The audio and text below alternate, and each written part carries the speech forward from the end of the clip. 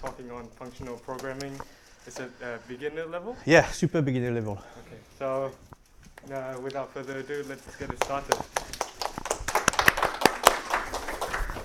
Okay, so who knows what functional programming is, by the way? Martin? Do you have a definition? It's an interactive session, yeah. Okay, it's not object orientation. Good answer. And Cherry, do you have like something that you could add? So it's proposing functions. Yeah, that's one of the things you can do. Yeah. Yeah, mostly just functions. Yeah.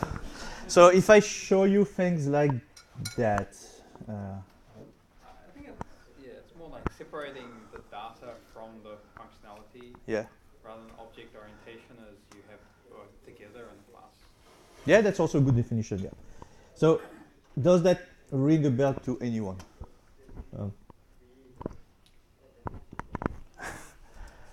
Identity, applicative, semi-group, groups, monoids, and monad. That's the kind of jargon that you often hear with functional programming. Tends to scare people off a lot. And this is not what we're going to do today.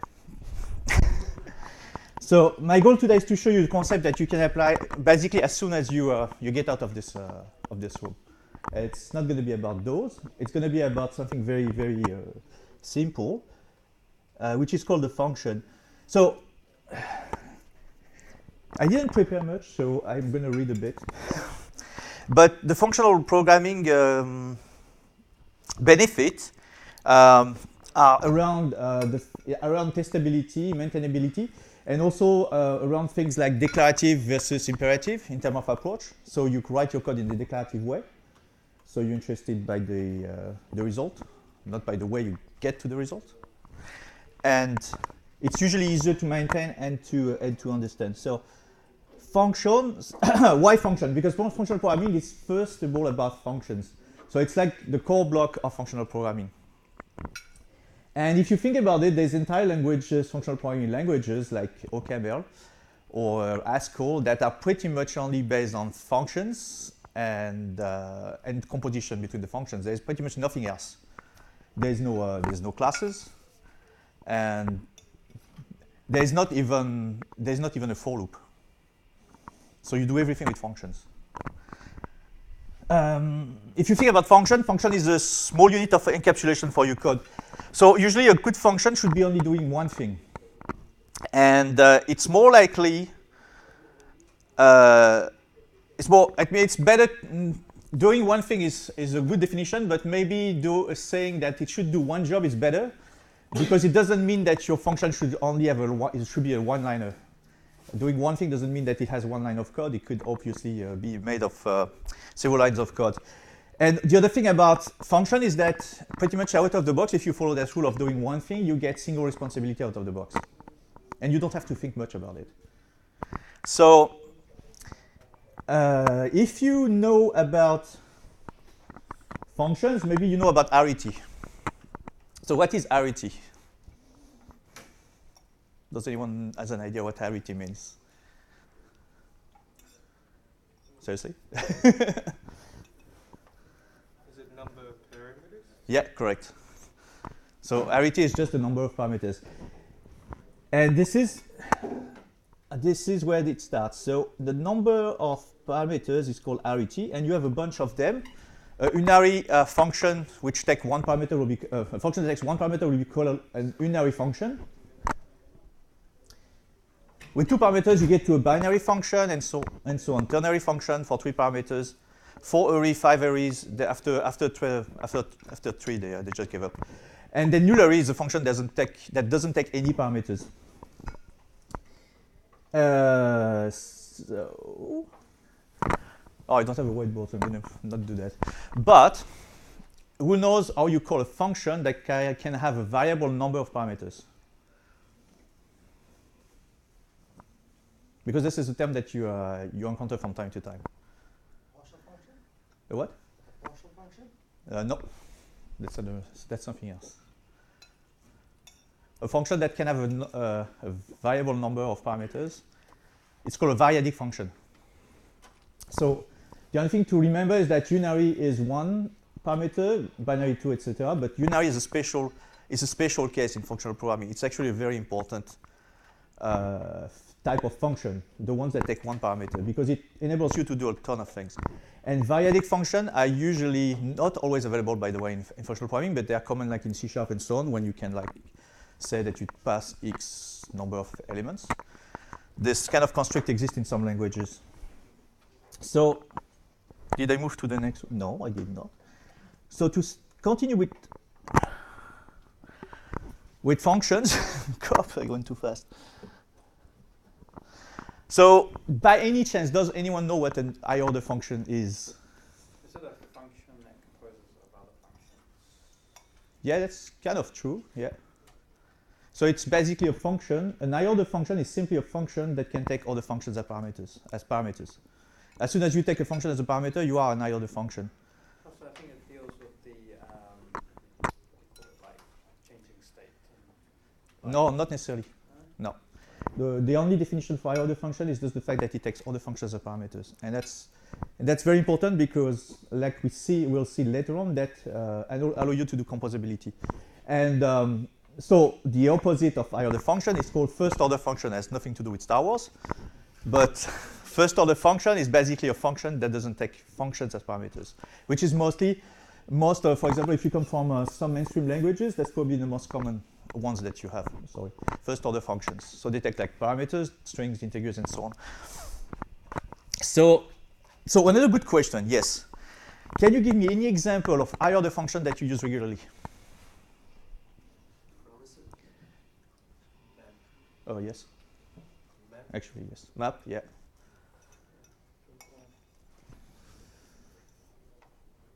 set state? Yeah, true. Any of the link functions? Any what, sorry? Any of the link operations? Yes, yeah, that's true. So you are actually using basically FP concepts already in some mainstream languages without even knowing it, basically. So, because higher order function is a pretty core thing in functional. So, if you think about it, there's one that you might be using all the time in C# or Java, which is decorators. Or I think in Java they call that annotations. This is those things that you decorate your function with. They are typical higher order function. Higher order functions. I was going to say first order. So, so you can use higher order functions for a lot of things, and in particular for extending functionality to of other functions, or dynamically inject things into a function, like dynamically inject transformations. So that brings us to pure functions. So pure functions, there is actually two classes of functions. One is called pure function, the other class is called impure function. So the difference between the two is that pure functions are supposed to be capable of, given the same inputs, it's capable of giving you always the same output. So it doesn't produce any side effect. And and it's also a function that doesn't mutate any shared state. So it's completely encapsulated, and you could potentially replace your pure function with basically the output that it produces. So if you if in your code you're calling a pure function with certain parameters, it gives you an expected output. You could basically cache or replace the entire call to the function with the output of that function. So it opens up, for example, caching opportunities. So the fact that you can actually replace it by output, I learned that yesterday. I didn't know the term, but it's called referential transparency. The fact that you can replace the output of that function by, well, you can replace that function by the output of that function. If you don't understand me, that's fine. I have a terrible accent and everything. The other thing is that we have impure functions. So the impure functions are all the other ones. So the problem is with pure function is that they should not provoke any side effects. So the question you might ask is, what is a side effect then? And I don't know, maybe some of you know what kind of side effects I'm talking about. Yeah? I/O, yeah, definitely. So we have a bunch of them. So I/O, file system, database, any network, global variables, any dealing with the OS, any type of I/O in general, and state, if you actually pass state objects. So an impure function is basically dealing with those side effects. So now we're going to we're going to play a little game. And I have to give credit to a developer from Sydney that left us a while ago, which is called Redhead, that gave me this idea. But the game is called Find Which Function is Pure and Impure, now that you know the definition. So remember, the pure function is, you could potentially replace that function with its output, and it doesn't provoke side effects. And the impure function actually have those side effects. So let's play a game. So, okay. We have two functions here. I hope you can read those. Can you? Okay, so the first one is called print name. And it basically takes a parameter called salutation, and it prints out I think it should be printing out, it's called here, master Obi-Wan Kenobi. So why is it impure?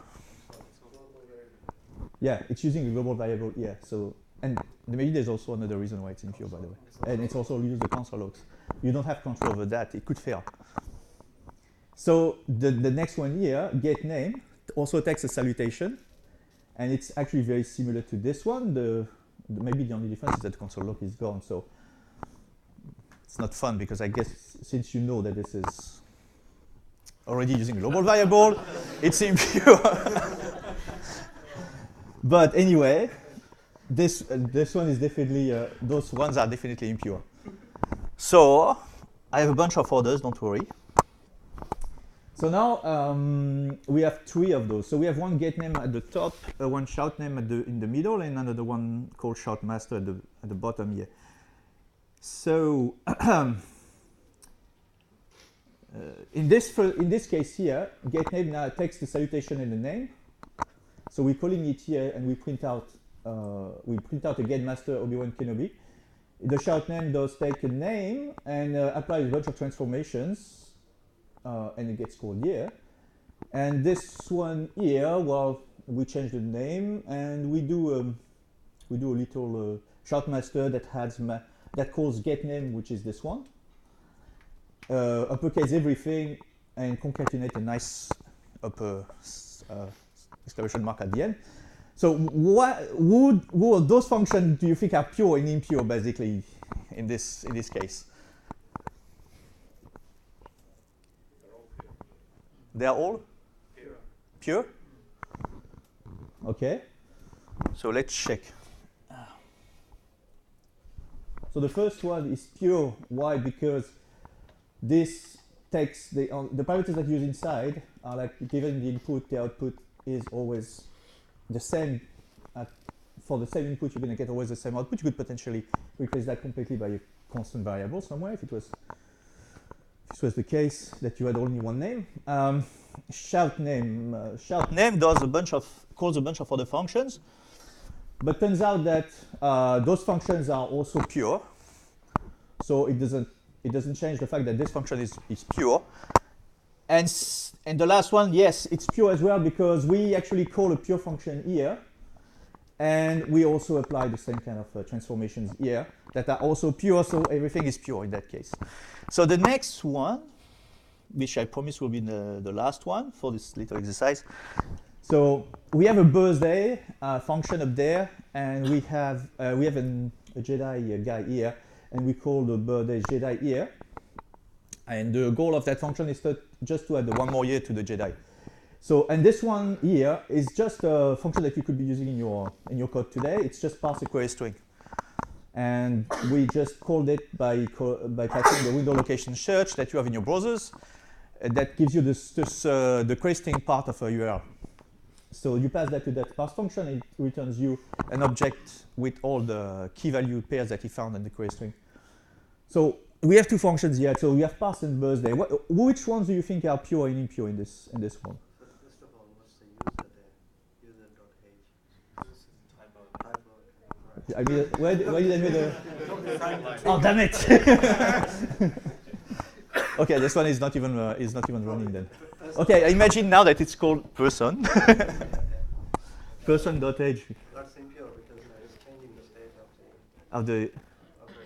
Yeah, correct. Yeah, absolutely. We are changing the state of that input object here, so it's going to be definitely impure. You cannot do that. It actually can cause. If you do this kind of stuff, this is where you have those bugs that are very difficult to trace, because you're changing state of an input object like this. So instead. Yeah, in functional programming function, what you will do is that you will take this as a parameter and you make a clone of that object. You use immutability, which I will not cover today. But if you have an immutable version of that only exists in the body of that function, and you return that new immutable object back, it's actually make a copy of that object. So you change the copy. You don't change the original object. So there is no way they can be like a side effect. And what about this one then? Yeah, it's actually pure. There might be a lot of code, like I said, but it turns out it's a pure function. Everything that this thing does here, if I was to give it the same query string, which is like a string of text separated with those ampersands and equal delimiters, I will always get the same object with key values. So this is actually pure. So we're going to confirm that now. So the first one was impure, and the second one is pure. Okay. So now that we have understood what pure functions and impure functions are, and I'm going to tell you that trying to write as many pure functions is the best thing you can do. We're going to look at some of the characteristics of functions in the FP world. And I'm going to go way too fast. So the first one that was mentioned at some point is called partial application. And most people know that as querying. It's not exactly the same thing. There's like a vague definition, but I don't want to dig too much in jargon or anything like that. So partial application is that fantastic idea that SPN languages implement out of the box, and unfortunately mainstream languages don't usually have, is that until you can call a function with only some of the parameters, and what you get back is a function, not an output. Imagine that you have a binary function that takes two parameters. If you call it with only one of the parameters, it's going to send you back a function that's going to be waiting, that will take one parameter, which is the parameter left, that still needs to be passed. And this is also what partial application is about. So if, for example, you write in OCaml or in Haskell, you get that for free. Every time you can start calling functions, put the parameters along the way before you finally call it. You don't have to wait for that very last moment to pass everything, which what most languages that we are familiar with do. You call a function when you have all the parameters. Sort of sounds like a decorator. Decorator architecture goes through transformation to realize. A decorator? I will not compare that to a decorator. Do you have an example of what it looks like? Yeah, definitely. I have one after that. So let's look at an example then. And I have just one here. Should be here. So I wrote those example with a language that actually has out-of-the-box querying. And don't tell my team that is sitting in this room that actually do some ReasonML on the side, but this is ReasonML code. So ReasonML is a dialect of OCaml. It compiles to JavaScript. This is something that Facebook has produced, and there's also bindings for React. So I think it's interesting to actually, we could actually run that for real in an online repo, if you want. I'm going to show you how it works for So well, first of all, we can take a quick look. But basically, I define just a simple function add, so you don't get too complicated here. This takes two parameters. It looks extremely similar to a lambda function in JavaScript, so this is familiar, right?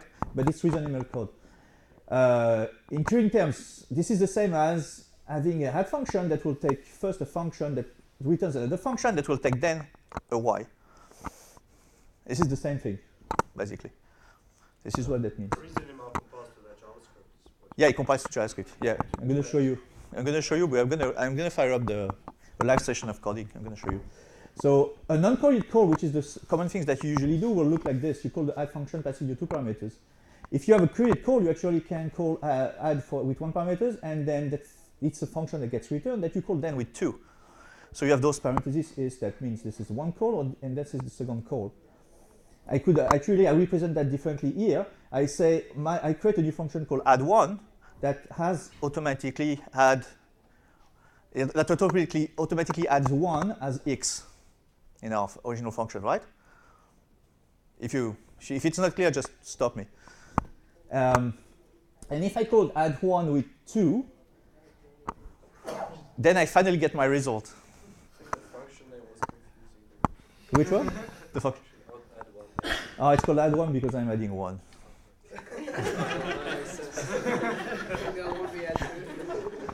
Come on, Igor. So, and that's interesting. So I show an example of what becomes possible with that kind of construct. If you have, for example, a list of numbers like 3, 4, 5, 6, and you define an add1 function that takes a x and always add 1 to that x, you can then use it as the transformation function. Actually, that example sucks. That one is much better. Yeah.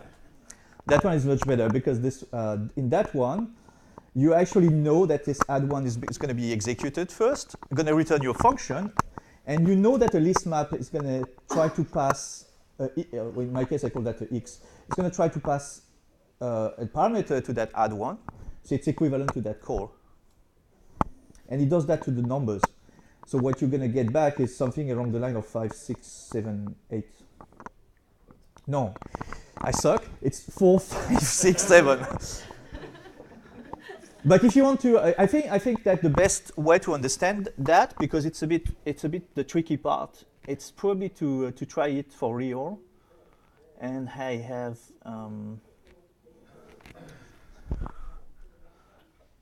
this thing here.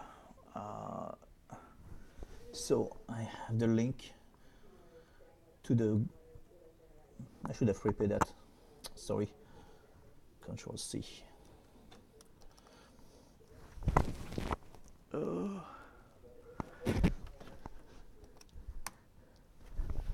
Yeah. Okay. So this is the online reason REPL application, which means that you can type a reason YAML code here, it gets converted into the equivalent OCaml, and then it gets converted into JavaScript. And if you even use reason React, you can even see the result of your code running here. And I think I need probably to increase the size of this a bit. It's going to be small otherwise. But we're going to look at the console. So let's remember, we had this. And I'm going to turn because I need to see the screen.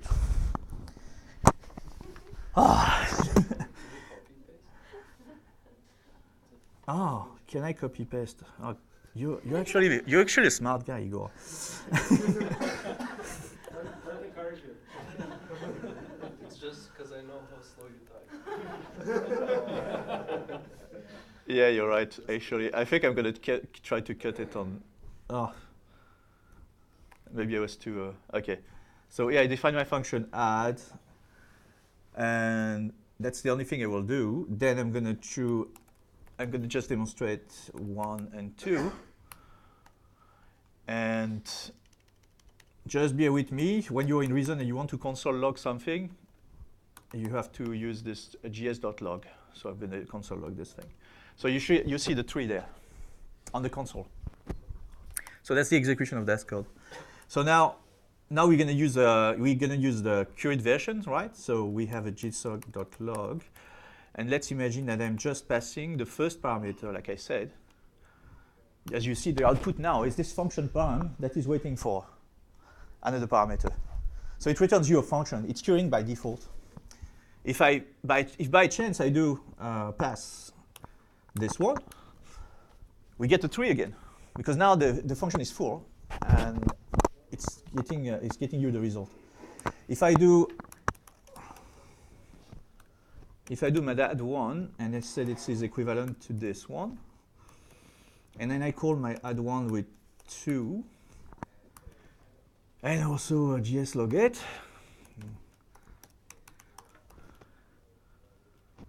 Yeah, thank you for the syntax error. It's gonna a 3. If I change to a 4, it's gonna be my 4 is terrible. If I change to 4, it's gonna be a 5. So it's the most stupidest function ever, but you could have a function that automatically add ones to anything.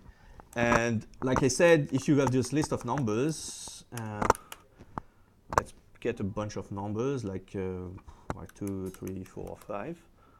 My 4. Oh. And then I pass that to the list map. I have defined my add one up there.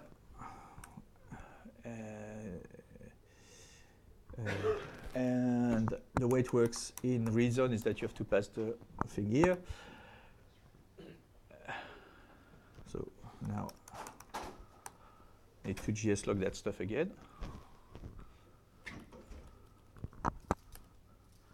That's the result. Don't mind the format of the array because it's very particular to reason.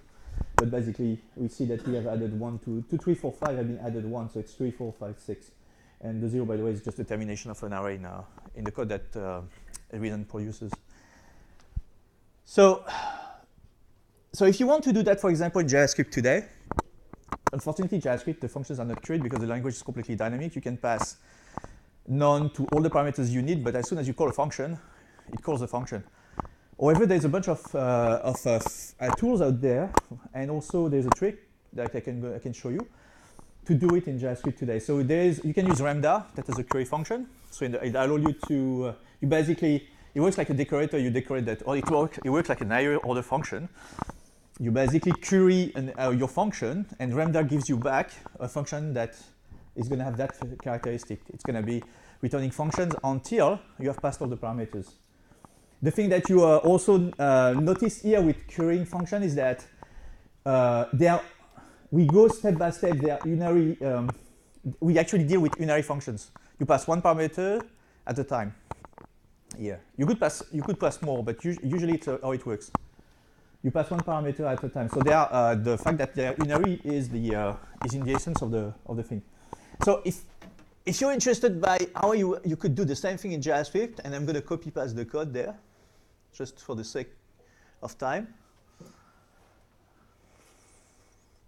So, and you don't need to have a library or anything. You can do that today. I think that's going to be big enough. Okay.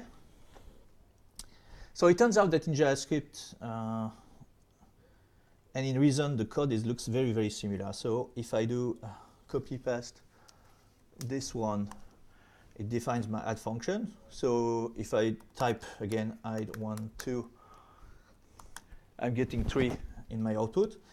But now I want to define my, how can I define the current version of add? Like I want to do exactly what I did in Reason, which is that I want to define add 1. Oh, cool, you can remember the code I typed yesterday. It's awesome. So basically, add 1 is you have this trick that you can use in JavaScript because functions in JavaScript have this bind property. If you give a function, if you use a bind property of a function, it returns you a function. At least it returns you a function, unless you pass all the parameters. But basically, if I want to create a new function out of function in JavaScript, I could do add bind, and the null here is the context. Usually you're going to pass this or null. It's just the context you are. you are in, but you can ignore it. And here it's like basically the first parameter, which is x. If I was doing comma 2, I will be passing both parameters. And this actually going to give me a function, and it's exactly like querying. If I try to print what add1 is, I'm getting this, which is the same signature as the original function. But it turns out that if I do add 1 of 2, I'm going to get my tree. So I created a curate function in JavaScript. So it's this kind of technique. It's usable like for simple use cases. You probably want to use a library like Ramda if you get serious about that kind of stuff. Right. And what we could do, I could just quick this one. There is only 2 lines, and we'll be done with this. So same, I get a list of numbers. It's the same code.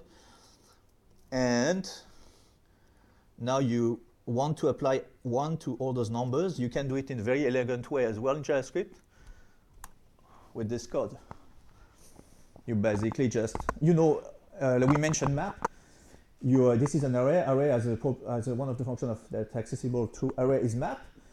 Map enable you to run function against the every single item in this list and returns you a new list after applying that transformation. So what happens behind the scene is that map is going to send the item value.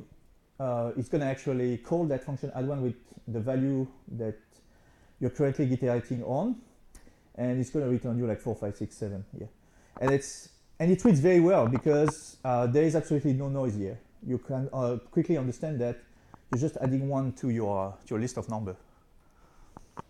So it really helps with readability as well. And again, the thing that you have to notice is that those functions are all unary functions. I mean, this trick of having add1 here works only because add1 is a unary function that only waits for 1 parameter. It will not work if this function was waiting for more than 1 parameter. So unary has a special role in FP. So that brings us to composition, which I think is the last part.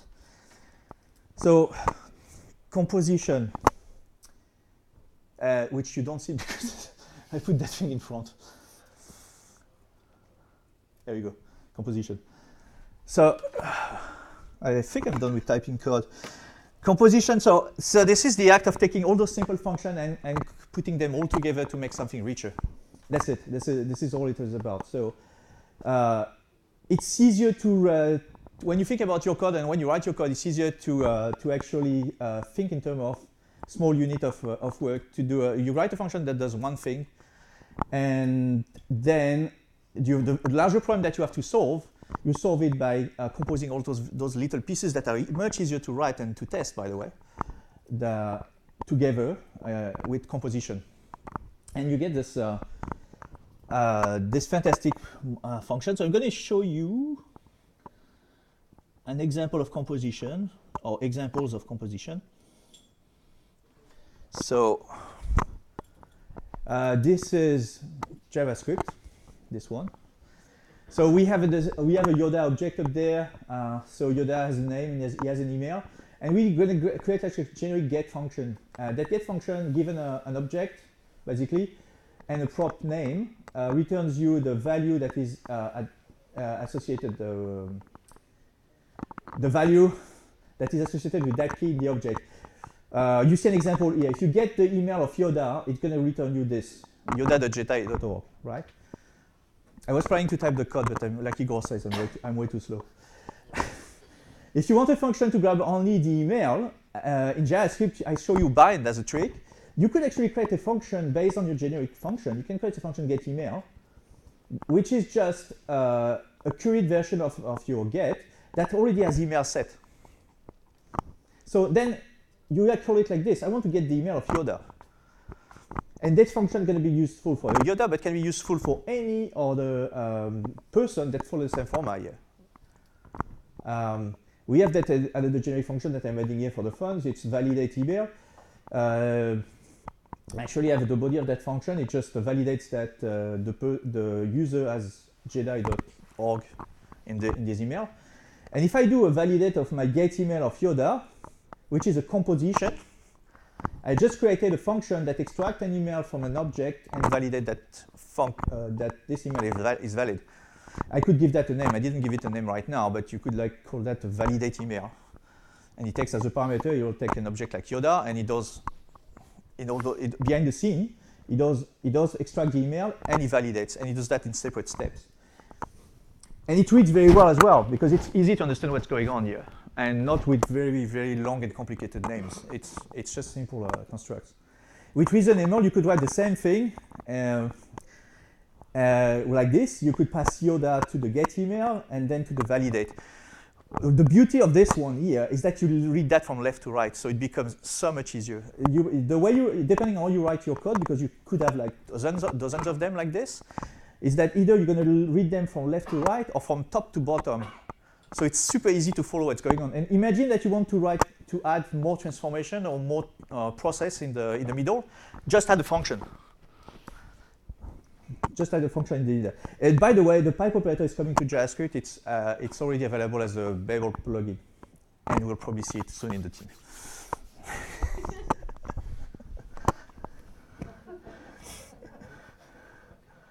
Okay, so another few examples to finish up. So now we have an OB1 object, a Vader object, and I create like this nice array of master Jedis with Yoda, OB1, and Vader. So I can also do composition with map. Basically, this is a composition as well. So all the masters are we're gonna get all the emails from the masters. If I was running that code, which I was planning to do again, but I'm running out of time, it will actually generate you an array with only the emails. Like you will get Yoda Jedi.org followed by Obi-Wan Jedi.com and Vader.jedi.quo. And then you can do composition with filter, for example. So if you want to do only the email address of the people that are Jedis, and I said previously that my validate function only accept the ones that are Jedi.org and not Sith.org, I create this isJedi function that use a composition of validate and get email here, and I use that. So that validate is validate Jedi in a sense, and I use that in to filter my list. So my masters, I filter them by isJedi. And if it's a Jedi, what I'm getting back is an array that contains only Obi-Wan and Yoda, but I will exclude Vader. It will not be there. And again, it's simple. It's very easy to read. You can actually read the whole context here. Basically it's your name. The rich composition, modular, extensible. Yeah. So now I can do it. I did create a get email, but I can create a get name. This is what I'm doing here. So I have my get generate function, and now I'm saying that prop name is the one I'm gonna grab from those users, and then I'm gonna create an uppercase one that just transform an X into its uppercase. So X is a string. Then I'm gonna create one that does an add salutation, and that salutation takes a string and appends master, prefix it with master. So if it's Yoda, it's gonna be master Yoda. And then I have this nice transform name, which is my rich function. That is the composition of getting the name from an object, adding the salutation in front of that name, and then uppercasing everything. And then I do, I'm going to get through all my masters, and I'm going to apply them transform name. So what I'm getting is an array that will contain master Obi-Wan, master Yoda, master Vader. And again, this is extremely readable and extensible, because this doesn't take so much effort, and it doesn't put your code at risk much to actually add remove something there. And in ReasonML, so again, just to show the pipe operator, the fact that it helps with readability even more, is that you can define your transform name by using the pipe operator, and you can read that from left to right. I have this X thing, this object, which is a user or a person, whatever, and I'm going to get the name out of it, I'm going to add the salutation, and then I'm going to uppercase it. And list map is the way you actually call the map in ReasonML. And basically that's it for composition. So thank you.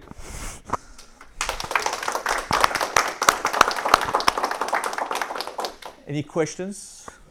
Was it beginner enough? for example, for functional. So obviously, when you get to function is the building block. After that, there's a lot more concepts. As soon as you actually dig deeper, you find many other benefits, but they are in the concepts that I purposely not covering right now. The beauty of those things is that you, as I was trying to show with JavaScript example and things like that, is that you could use them today. And you can even adapt them to other languages. I usually use JavaScript on a daily basis, but those things are accessible in C# or Java or anything else. Yes, Igor? Isn't giving names to functions difficult in functional programming because of composition? It's like hard to explain what something does because there's, Well, if in a truly FP sense, I think it's actually easier because you actually create those functions that are very generic, which means that the parameters are actually they're actually value types if you want. They are not objects themselves. They could be anything. So you create a generic function like get, and but I mean, like, but you don't, yeah. transfer name, you don't know what transfer name does, so you're supposed to look at the implementation, which is readable because the other functions don't explain what transfer name does. That's where that well, okay. So it's actually transform name from string pretty much. What is doing? Oh no, sorry. Transform name from your object. The problem that I have here is because JavaScript doesn't have type annotations. Actually, the thing I forgot to mention, which is super important, is that all the FP languages have the strongest type system ever. I mean, they are way above anything that you use in C# or anything like that. They are extremely rich, meaning that it will be clear that you transform name for example, a Jedi, because this is exactly the annotation you're going to put. It doesn't need to be in the name, because if you look at the context, it's the transform name of a Jedi person. But unfortunately, I don't have a type annotation here, unless I will try to write that in TypeScript. But I will please too much Lucas. No, that's the issue. But in functional programming, yeah, the pillars of functional programming, it's functions, it's type system, or well, Clojure is not statically typed for some reason, but all the others are super heavily statically typed. And compositions, and that's basically it. And with that, they build everything. Any other question? Is there any interest of getting deeper in that kind of stuff in the future or not? Because if there is interest, that could probably be. I mean, if we had to get deeper, and the thing that I wanted to do is to type more code, I think it's more interesting to do short presentation about one single concept at a time, and actually do hands-on. Because I personally like the real-life example of the email more than the. Yes. Yeah, definitely. Yeah, because the email you could imagine where you could use that in your own code, right? Yeah, definitely.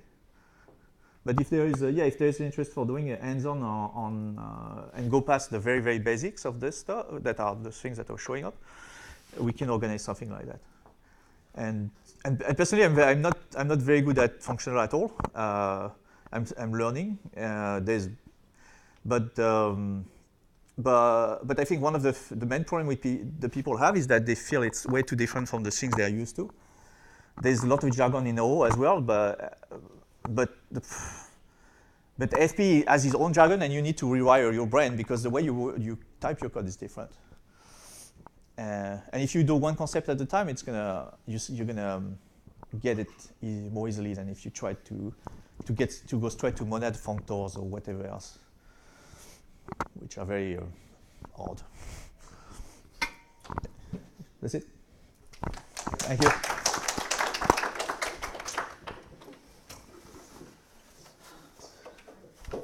Thanks. Thanks for organizing that. Yeah. I'm not